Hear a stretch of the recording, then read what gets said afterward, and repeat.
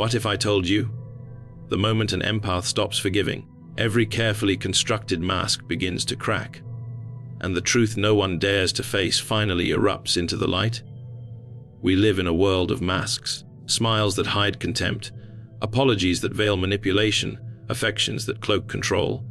And for so long, the empath, driven by compassion, accepts these illusions, forgiving again and again, carrying wounds that are not theirs to bear.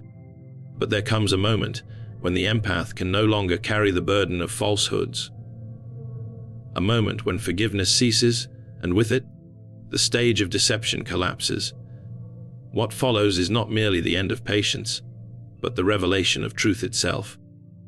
In the great theater of the human soul, Carl Jung described our lives as a dance between archetypes, timeless patterns that move through us, often without our conscious awareness.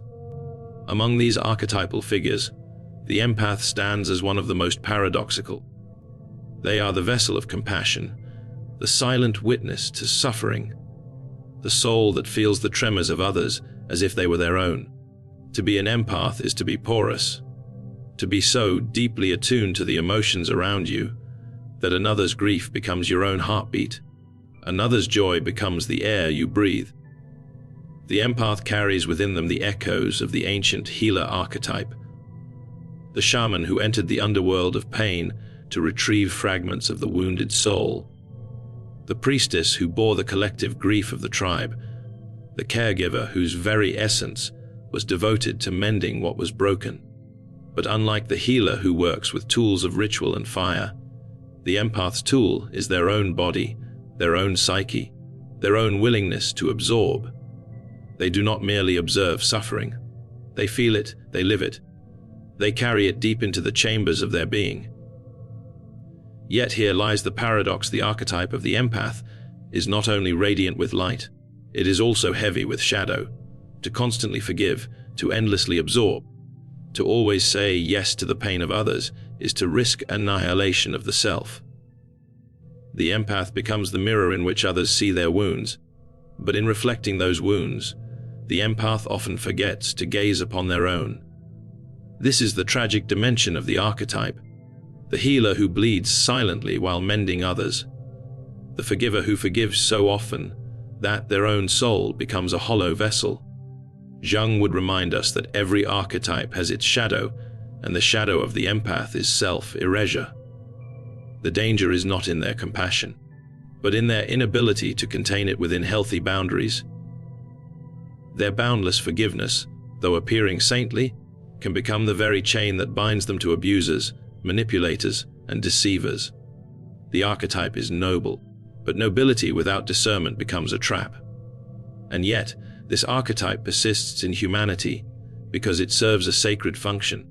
The empath is the one who keeps alive the possibility of connection in a fragmented world. In a society obsessed with masks, personas, and appearances, the empath sees beneath the surface. They detect the tremor in a voice, the flicker in an eye, the tension hidden in a smile. They carry the rare ability to pierce the armor of personas and glimpse the truth beneath. But what they see, what they feel, is often more than they can bear. The archetype of the empath is not just about feeling others. It is about living at the border between self and other. Imagine standing on a threshold, one foot in your own soul, the other in the soul of another.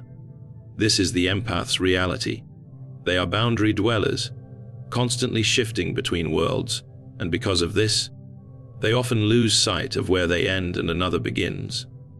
Their compassion is holy, but it can also dissolve them, making them vulnerable to exploitation by those who wear masks of charm, power, or false love. In Jungian terms, the empath embodies a tension between the self and the other, between individuation and sacrifice. They yearn to fulfill their own wholeness, yet their archetypal role draws them again and again into the wounds of others. This is why forgiveness becomes central to their existence. It is not merely an act of mercy.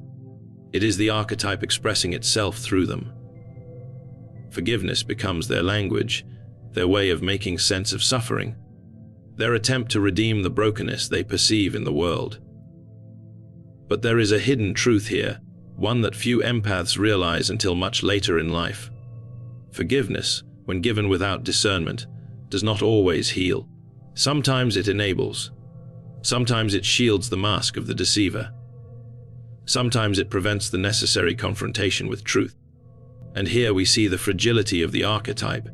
The empath can become a silent accomplice in their own suffering, not because they lack love, but because they drown in it. To expand this further, consider how society projects upon the empath. Friends, lovers, family members, consciously or unconsciously, come to expect endless patience, endless understanding, endless forgiveness. The empath becomes the confessor, the absorber of sins, the ever-present listener. In this way, they are placed on an archetypal pedestal. But this pedestal is a prison. For while the world benefits from their compassion, who stands as the guardian of the empath's soul? Who forgives the empath for the times they betray themselves in the name of forgiving others? Jung would say that the archetype lives through us until we become conscious of it. And this is the great challenge for the empath to awaken, to recognize that their role is not simply to carry the suffering of others, but to integrate the archetype into a balanced life. Without this awakening, they remain bound to a cycle of endless forgiveness, caught in the illusion that by pardoning others, they are fulfilling their destiny. But true individuation demands more. It demands that the empath confront the shadow within their own archetype. The compulsion to forgive at the cost of their own soul. The archetype of the empath is both gift and curse, light and shadow, healer and sacrificial lamb. It is an ancient energy that whispers through the bloodlines of humanity, appearing in myths of saints, martyrs, shamans, and mothers who carried the weight of entire generations. But within this archetype lies the seed of transformation, a seed that will only sprout when the empath learns the hidden truth. Compassion without boundaries is not love. It is surrender to illusion. Forgiveness has always been exalted as one of the highest virtues of the human spirit. We are told from childhood that to forgive is divine, that forgiveness heals, that it liberates not only the offender, but the one who has been wounded. And indeed, within the depths of Carl Jung's psychology, forgiveness can be seen as an archetypal act. The conscious choice to transcend vengeance, to release oneself from the cycle of retaliation. But when we move deeper into the unconscious layers of human behavior, we discover that forgiveness is not always light. Forgiveness, when given without measure or reflection, becomes a double-edged sword, capable of healing, but equally capable of destroying the very soul that wields it. The empath, more than anyone else, lives within this paradox. To them, forgiveness is almost instinctive. It is not simply a decision of the mind, but a reflex of the heart. They sense the pain behind the cruelty, the insecurity behind the manipulation, the trauma hidden beneath another's destructive patterns. And in seeing that pain, they feel compelled to pardon it, to grant understanding, to give another chance. Forgiveness becomes their shield against despair, their way of keeping hope alive in a world filled with masks. But here lies the danger. Forgiveness is not neutral. It is not a harmless offering placed into the void. It has consequences, and when given endlessly, it can twist into its shadow form. Just as a blade designed to defend can turn against its bearer, forgiveness can shift from being an act of liberation to a form of enslavement. The empath, in forgiving without boundaries, risks becoming entangled in a cycle where their mercy feeds the illusions of others. The deceiver relies upon it. The manipulator expects it. The narcissist thrives on it. Each pardon becomes not a healing, but a permission slip for deception to continue. Jung would remind us that what we do not make conscious rules us from the unconscious. The empath may believe their forgiveness is a free gift, but often it is a pattern woven deep into the psyche, a compulsion born of archetypal energy, or perhaps of early wounds that taught them survival depended on excusing others. In this way, forgiveness is not always chosen. It is enacted, repeated, performed like an unconscious ritual. and rituals, when unconscious, bind us more than they free us. The double-edged nature of forgiveness can be understood in symbolic terms. On one side, forgiveness is the medicine that cleanses wounds, dissolves resentment, and restores wholeness. On the other side, it is the poison that numbs clarity, dulls discernment, and blinds the empath to the reality of exploitation. Each act of forgiveness can either cut through illusion or reinforce it. The difference lies not in the act itself, but in the awareness behind it. Is forgiveness an act of conscious choice? Or is it the reflex of an archetype playing itself out through the empath? Consider how this plays out in the theater of relationships. An empath forgives a friend who lies, believing the lie is born of fear. They forgive again when the lie is repeated, rationalizing it as weakness. They forgive yet again, convinced that love must be unconditional. What begins as compassion slowly becomes complicity. The empath's forgiveness, rather than transforming the deceiver, shields them from accountability. The mask remains intact because the empath refuses to let it fall. This is why forgiveness is not always the radiant light it is imagined to be. It has a shadow, and the shadow of forgiveness is denial. Denial of the wound, denial of the betrayal, denial of the mask that continues to manipulate. By forgiving too quickly, too often, the empath unconsciously denies themselves the right to feel anger, to demand truth, to stand in the clarity of what has been done to them. Forgiveness then becomes self-betrayal, disguised as virtue. Jung often spoke of the need to confront the shadow, to look directly at the darkness within and without, and not to cover it over with ideals. When the empath forgives without allowing truth to surface, they bypass this confrontation. They skip the moment of revelation, the hard mirror in which both self and other must be seen clearly. In this way, forgiveness becomes not a tool of growth, but a veil, a cover, a delay of the inevitable reckoning. But why does the empath cling so fiercely to forgiveness, even when it wounds them? Perhaps because forgiveness keeps the dream alive. The dream that the one who hurt them can change. The dream that love can conquer deception. The dream that suffering can be healed without conflict. Forgiveness is the empath's way of holding on to possibility, of refusing to let despair dictate their reality. Yet dreams, when not grounded in truth, become illusions, and illusions, no matter how comforting, eventually shatter. The double-edged nature of forgiveness is thus both a gift and a curse. It reflects the tension between the empath's higher calling and their human vulnerability. On one side, their forgiveness can be a profound act of transformation, capable of awakening both themselves and others to new possibilities of love and redemption. On the other, it can chain them to cycles of abuse, leaving them weakened, hollow, and blind to the masks that surround them. This tension is not a flaw in the empath, but a truth of the archetype itself. To embody boundless compassion is to walk a razor's edge. To forgive is divine, yes, but to forgive without awareness is to hand the blade of mercy to those who would use it against you. And so forgiveness stands before the empath like a mirror, asking them not only whom they will forgive, but why and at what cost.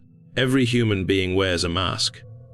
Jung called it the persona, the face we present to the world, carefully crafted to hide what lies beneath. The mask smiles when we are broken. It speaks politely when we are seething. It performs loyalty while secretly hiding betrayal. Masks are not inherently evil, they are necessary. They allow us to move through society, to adapt, to survive. But masks also conceal, and behind them lies the shadow, the hidden desires, the unspoken fears, the concealed wounds, and the darker impulses we dare not reveal. For the empath, life is a constant dance with these masks. They sense when a voice trembles beneath forced laughter. They feel when love is feigned. They notice the fracture in someone's gaze, even as words insist everything is fine. They are attuned to the layers that others overlook, yet they often remain silent, offering forgiveness instead of confrontation. Their silence, their constant pardoning, keeps the mask intact. The deceiver continues to wear their disguise because the empath allows it, not out of weakness, but out of a desperate hope that compassion might transform illusion into truth. But what happens when the empath stops forgiving? What happens when that endless reservoir of pardon finally dries up? At that moment, the collapse begins. Forgiveness was the glue that held the mask in place. It was the cushion that softened the cracks, the balm that covered the wound. Without it, the mask can no longer hold its shape. It begins to fracture, splinter, fall away. The carefully constructed persona that once deceived so effectively is forced into exposure. This collapse is not gentle. It is violent, raw, and undeniable. When the empath withdraws their forgiveness, the manipulator is stripped of their shield. The narcissist, once able to cloak their cruelty with charm, is revealed in their hollowness. The abuser, who relied on endless pardon to erase accountability, must now face their reflection without disguise. It is as if the lights of the unconscious are suddenly turned on, and every shadow on the stage is exposed. The collapse of masks is not only external, it is internal as well. For the empath, this moment marks a profound transformation. Their own mask, the mask of the eternal forgiver, begins to fall. They too can no longer pretend. They can no longer tell themselves that forgiveness will save the other, that patience will redeem deception, that love will cure manipulation. Their inner mask, crafted from the archetype of martyrdom, shatters, and what emerges is not cruelty, but clarity. Clarity is ruthless. It pierces illusions without apology. It sees not the persona, but the shadow. And when the empath sees the shadow for what it is, there is no return to the old way of being. They can no longer excuse, no longer pardon, no longer shield the mask with their mercy. They stand instead as a mirror, reflecting the truth in all its rawness. This collapse can feel catastrophic to those who depended on the empath's endless forgiveness. The friend who hid betrayal behind charm suddenly finds themselves naked in their duplicity. The lover who cloaked manipulation in sweet words can no longer maintain the illusion. The family member who relied on pity must now face their own darkness without the empath's cover. The mask does not fall in silence. It crashes, it exposes, it humiliates, it demands that what has been hidden is now undeniable. And yet, this collapse is necessary. Jung taught that individuation requires confrontation with the shadow. The collapse of masks forces this confrontation, both for the empath and for those around them. It brings the unconscious into the light. It reveals the lies that have been told, the roles that have been played, the illusions that have been maintained. It is a painful unveiling, but without it, no real growth can occur. The collapse of masks also carries a symbolic weight. It is the archetypal moment when illusion gives way to truth, when the false king is dethroned, when the actor is stripped of costume and forced to stand as they are. Myths across cultures echo this moment. The trickster revealed, the tyrant unmasked, the betrayer exposed. The empath, in withdrawing forgiveness, becomes the catalyst for this archetypal drama. They are the one who triggers revelation, who forces the mask to crumble, who calls the shadow out of hiding. Yet the empath does not do this out of malice. Their refusal to forgive endlessly is not revenge. It is awakening. It is the realization that masks cannot be healed by constant pardon, only by exposure. By withdrawing forgiveness, they allow reality to speak for itself. They no longer soften the truth with excuses. They no longer cushion the fall of deception. They allow the collapse to happen, knowing that only in the rubble of masks can authenticity be rebuilt. This collapse is not only about others, it is also the empath's liberation. When they stop forgiving, they free themselves from the prison of illusions. They no longer bind themselves to the roles others expect them to play. They shed their own mask of eternal patience, stepping instead into the clarity of boundaries. They see that forgiveness, though noble, cannot be endless if it protects falsehood. They see that truth, though painful, is the only path to wholeness. The collapse of masks is therefore both a revelation and a rebirth. It tears away illusions, exposes shadows, and strips down every false layer until only the raw essence remains. For the empath, it is the moment when their power shifts from enabling deception to awakening truth. For those around them, it is the moment when every carefully crafted disguise is shattered, and the shadow they have long concealed stands unveiled before them. In the language of Carl Jung, the shadow is the part of ourselves we wish to deny, the hidden impulses, the unacknowledged wounds, the forbidden desires, the truths that threaten the identity we show to the world. Every person carries this shadow, and every person spends their life negotiating with it, whether they realize it or not. It lurks behind the mask of the persona, waiting for cracks to appear, waiting for the moment it can no longer be silenced. And when the empath, after years of silent endurance, stops forgiving, it is as if the veil between the mask and the shadow tears apart. What has been repressed begins to surface, not only in others but also in the empath themselves. The confrontation with shadow is never gentle. It is unsettling, disorienting, and often terrifying, because it forces both the empath and those around them to see what they have long hidden. For the manipulator, this means their mask of charm or control collapses, and their shadow, greed, cruelty, insecurity, rage, is revealed. For the empath, this means the shadow they themselves carried, the compulsion to forgive, the denial of their own pain, the self-erasure disguised as love, emerges into the light. The empath, in refusing to forgive endlessly, finally acknowledges their own shadow, the part of them that has been quietly screaming for boundaries, for justice, for self-preservation. This is where the archetype shifts. For so long, the empath played the role of healer, forgiver, martyr. They absorbed shadows without question, carrying wounds that were not theirs, forgiving betrayals that should not have been pardoned, silencing their anger to protect the illusion of peace. But the act of stopping, of refusing to forgive endlessly, is a turning point. It is not merely resistance, it is individuation. It is the moment the empath chooses to integrate their own shadow, to acknowledge that compassion without limits is not wholeness, but fracture. Jung taught that no one becomes whole by denying their shadow. To be fully human, to reach individuation, we must face what we reject within ourselves. For the empath, the shadow often appears in forms they resist: anger, rage, boundaries, self-protection. These qualities feel foreign, even dangerous, because they contradict the role they have unconsciously embraced. And yet, when the empath allows themselves to embody these qualities, not as cruelty but as truth, they reclaim the pieces of their soul that were exiled into the dark. Their refusal to forgive becomes not hatred, but integration. It is the acknowledgement that love must coexist with strength, that compassion must live alongside discernment, that mercy without wisdom becomes self-destruction. But the confrontation with shadow does not stop with the empath. It reverberates outward. Those who depended on the empath's endless forgiveness are forced to meet their own shadows as well. Without the cushion of pardon, the manipulator can no longer hide from their greed.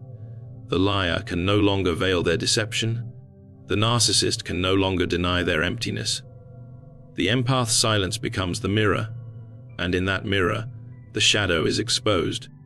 For many, this exposure feels like annihilation, because the mask they lived behind has shattered. Yet without this shattering, no true growth is possible. The empath, by refusing to forgive, unintentionally becomes the midwife of another's confrontation with shadow. In symbolic terms, this confrontation is like a descent into the underworld. Myths across cultures speak of heroes and healers descending into darkness to retrieve what has been lost. Persephone descends into Hades, Inanna into the underworld, Christ into the tomb. The empath, too, undertakes such a descent, not into someone else's darkness this time, but into their own. By refusing to forgive endlessly, they journey inward, confronting the parts of themselves they once disowned. They meet their anger, their grief, their exhaustion, and they see these not as flaws but as truths. and in acknowledging them, they begin to reclaim their wholeness. Jung described this process as terrifying but essential. The shadow, when ignored, grows more dangerous, more distorted. It projects itself outward, making us see in others what we cannot face within ourselves. But when the shadow is confronted, when it is brought into consciousness, it becomes a source of power, creativity, and authenticity. The empath, in finally meeting their own shadow, discovers strength they never knew they had. They learn that saying no is not cruelty, that silence can be more powerful than endless pardon, that confrontation is sometimes the deepest act of love, because it refuses to enable lies. The empath's journey into shadow also reveals something universal, that forgiveness, when unconscious, can be an escape from truth. By forgiving endlessly, the empath delayed their own confrontation with reality. But by refusing, they forced themselves to face it, and in doing so, they discover that what they had feared, anger, boundaries, truth, is not destructive but liberating. They are no longer bound to the archetype of the sacrificial healer. They are free to become something greater, something whole. This confrontation with shadow reshapes relationships entirely. It strips away illusions, not only of others but of the empath themselves. The people around them must now reckon with the consequences of their actions, without the balm of endless pardon. And the empath must reckon with their own soul, no longer hiding behind compassion, but allowing themselves to embody the fullness of who they are, light and shadow together. It is in this confrontation that the empath discovers the deeper reality Jung spoke of, that the path to authenticity is paved not by denying darkness, but by embracing it, integrating it, and allowing it to transform us from within. So in the end, what does it mean when the empath stops forgiving? It means that the archetype of the healer finally meets its shadow. It means that compassion, once blind, now sees with piercing clarity. It means that masks, yours, mine, theirs, can no longer survive in the light of truth. Jung reminds us that we do not become whole by chasing ideals of goodness alone. We become whole when we confront the darkness, when we integrate the parts of ourselves we once rejected, when we allow the masks to fall and face the raw, unfiltered reality beneath. The empath's refusal to forgive endlessly is not the death of love, it is its rebirth. It is love stripped of illusion, love armed with boundaries, love that no longer hides behind denial. It is the moment when mercy becomes wisdom, when compassion matures into strength, when the soul reclaims itself from the prison of self-erasure. And perhaps this is the hidden truth we are all called to face, that one day, each of us must stop forgiving illusions. One day, each of us must refuse to excuse the masks we wear or tolerate in others. One day, each of us must confront our shadow, not as an enemy, but as the missing piece of our wholeness. The empath's journey is not theirs alone, it is ours. And when they stop forgiving, when the masks collapse, when the shadow finally emerges, they show us the path we fear most, but the path that transforms us completely, the path where truth is no longer hidden and the self, at last, becomes whole.